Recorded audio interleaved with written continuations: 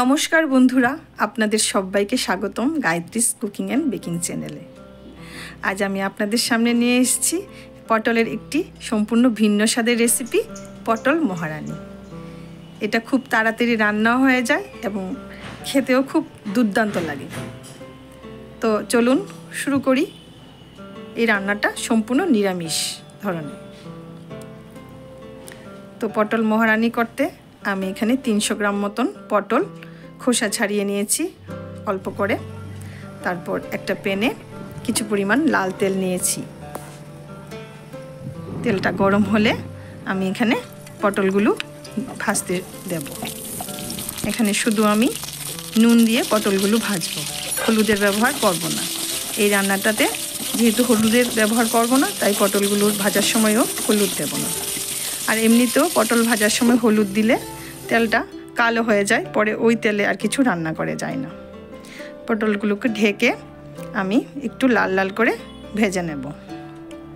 এখানে পটলগুলো আমি 80% মতন কুক করব। পটলগুলো ভাজা ভাজা হলে একটা বাটিতে তুলে নেব।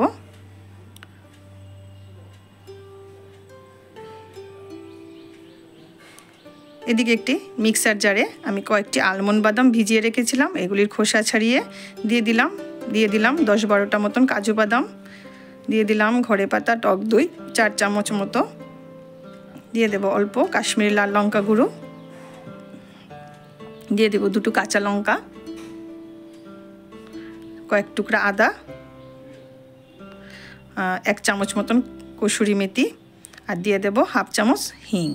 যেহেতু এটা সম্পূর্ণ নিরামিষ রান্না, তাই আমি এখানে হিংয়ের ব্যবহার করব। তারপর অল্প পরিমাণে জল দিয়ে মশলাটাকে ব্লেন্ড করে নেব।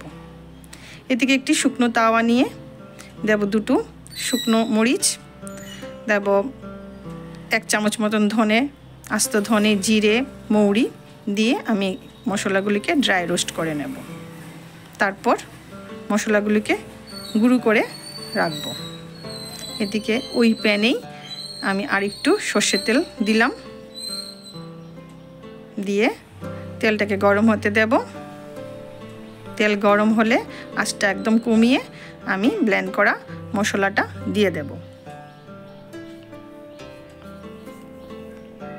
দিয়ে মশলাটা ভাজতে থাকবো। দিয়ে দেব 2টো কাঁচা লঙ্কা চেরা, দিয়ে দেব আবার একটু কসুরি মেথি, কাশ্মীরি লাল লঙ্কা গুঁড়ো দিয়ে আবার ভালো করে নাড়তে থাকবো। দিয়ে দেব ভাজা পটলগুলো, দিয়ে আবারও ভালো করে নাড়তে থাকবো।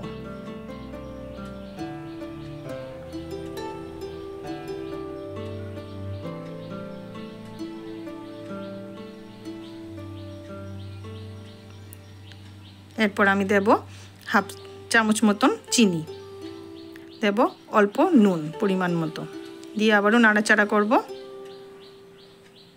দেব শুকনো গুঁড়ো করা মশলাগুলো, ড্রাই রোস্ট করা মশলা দিয়ে আবার নাড়াচাড়া করব।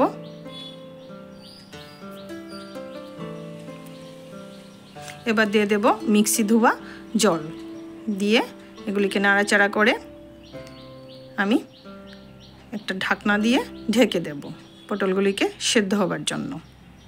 একটু পরে ঢাকনাটা খুলে আবারও নাড়াচাড়া করব, আবার একটু ঢেকে দেব। ঢাকা খুলে দেখব পটলগুলো হয়ে এসেছে। দেব অল্প গরম মশলা পাউডার, 1 চামচ পরিমাণ ঘি, তারপর গ্যাসের ফ্লেমটা বন্ধ করে আমি এখানে আবার শুকনো গুঁড়ো দিয়ে দেব অল্প পরিমাণে। বাস হয়ে গেল পটল মহারানী। এটা দেখতে যেমন সুন্দর, তেমনি খেতেও খুব ভালো।